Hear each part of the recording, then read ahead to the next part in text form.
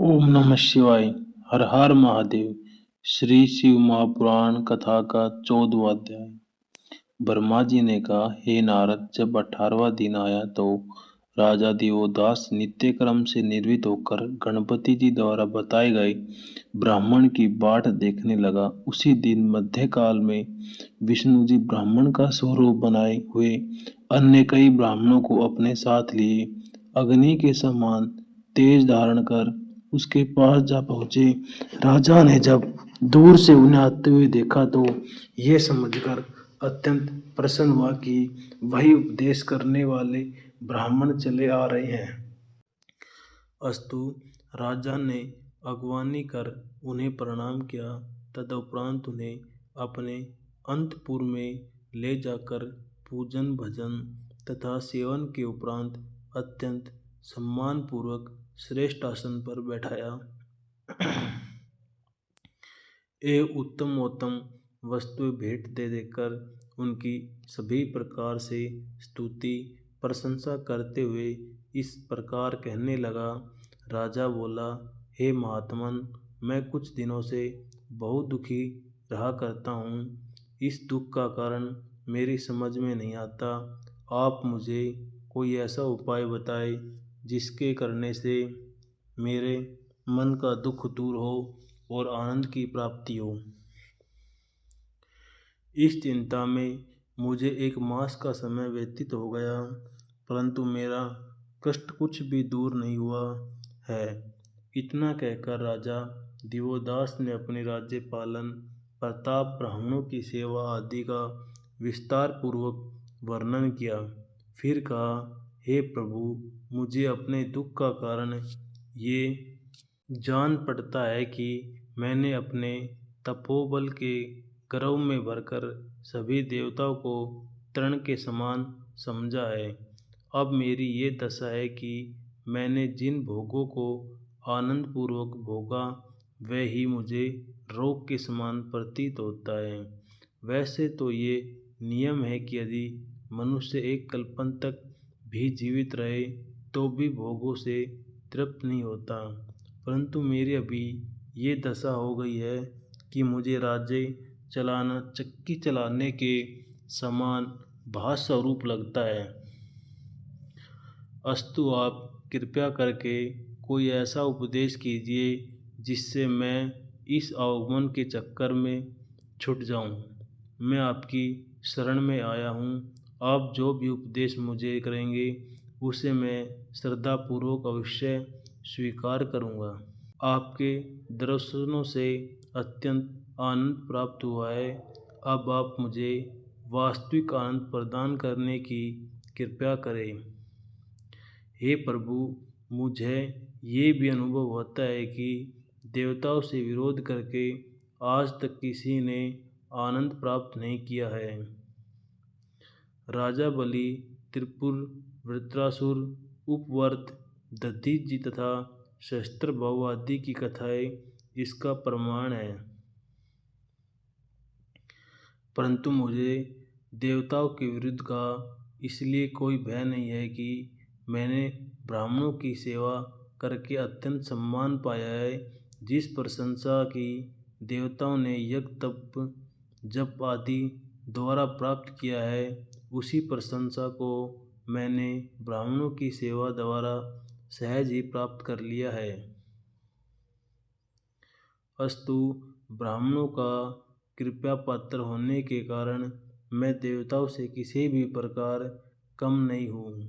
अब मेरी ये इच्छा है कि आप मुझे उचित उपदेश देकर आगमन से छुड़ा दें। हे नारद, राजा दिवोदास की बातें सुनकर ब्राह्मण रूपी विष्णु जी ने उसकी प्रशंसा करते हुए कहा, हे राजन, हमें जो कुछ कहना था उसे तुम स्वयं ही कह चुके हो। तुम्हारा कथन पूर्णतः सत्य है। हम तुम्हारे प्रताप को अच्छी तरह जानते हैं। तुम्हारे समान न तो कोई राजा हुआ है और न ही होगा। तुमने देवताओं के साथ भी कोई शत्रुता नहीं की है, क्योंकि तुमने अपनी प्रजा का पालन इस श्रेष्ठ प्रकार से किया है कि उससे देवता भी अत्यंत आनंदित है।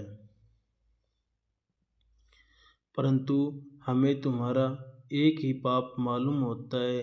तुमने शिव जी को काशी जी से दूर कर दिया। ये तुमसे बड़ा भारी पाप हो गया है। यदि इस पाप को तुम किसी प्रकार नष्ट कर दो तो तुम्हारा संपूर्ण पाप नष्ट हो जाएगा। इसका केवल एक ही उपाय है, वह हम तुम्हें बताते हैं। वेद का कथन है कि जो मनुष्य शिवलिंग की स्थापना करता है उसके संपूर्ण पाप नष्ट हो जाते हैं। मनुष्य के शरीर में जितने रोम हैं उतने पाप एक शिवलिंग की स्थापना करने से नष्ट हो जाते हैं।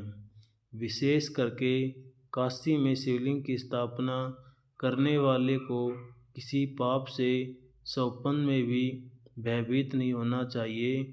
जो प्राणी काशी में शिवजी का एक भी लिंग स्थापित कर दे उसके संबंध में ये समझना चाहिए मानो उसने बहुत से देशों में शिवलिंग स्थापित किए हैं। इसलिए तुम्हें ये उचित है कि तुम भी काशी जी में शिवलिंग की स्थापना करो। इससे तीनों लोकों में तुम्हारा यश फैलेगा और तुम अपने संपूर्ण मनोरथ को प्राप्त करोगे। हे नारद, इतना कहकर विष्णु जी कुछ देर के लिए चुप हो गए। फिर कुछ मंत्रों का पाठ करके राजा के शरीर को अपने हाथ से स्पर्श करते हुए इस प्रकार बोले, हे राजन, हमने ज्ञान दृष्टि से जो कुछ देखा है अब उसे तुम्हें बताते हैं। तुम अत्यंत ज्ञानी तथा सर्वगुण संपन्न हो।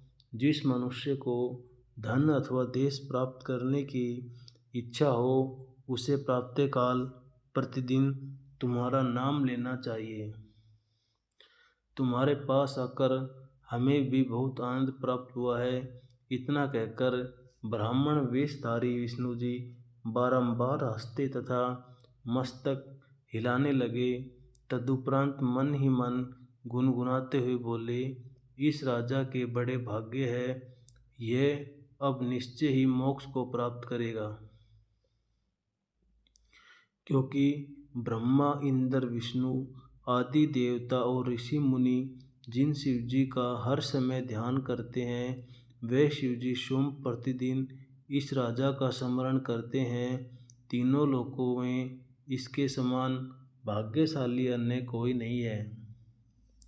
हे नारद, इस प्रकार मन ही मन गुनगुनाने के पश्चात विष्णु जी ने राजा से फिर कहा, हे राजन, तुम्हारी इच्छा पूर्ण होगी।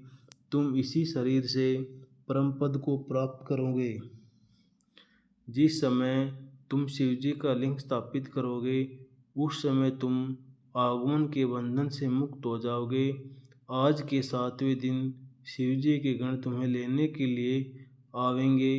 तुम भले ही इस लाभ को किसी अन्य पुण्य का फल समझो, परंतु हम तो इसे काशी सेवन का ही महात्म्य समझते हैं।